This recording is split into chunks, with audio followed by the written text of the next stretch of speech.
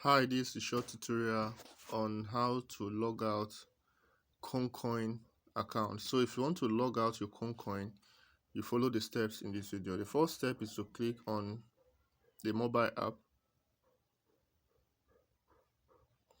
While we're waiting for the app to load, remember to subscribe. Do not forget to like and share if this tutorial is helpful to you.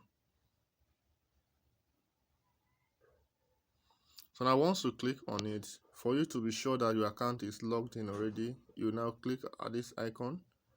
You can see your account is logged in. So now for you to log out, you now proceed and you now click on settings.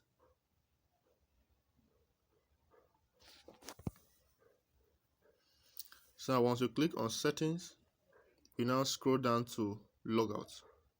You now tap on it. Then they will now ask you if you're sure you want to log out. You now proceed and you click on confirm. So as you can see, your account has been logged out of this mobile app. So if this is helpful, do not forget to subscribe, like and share. Thank you.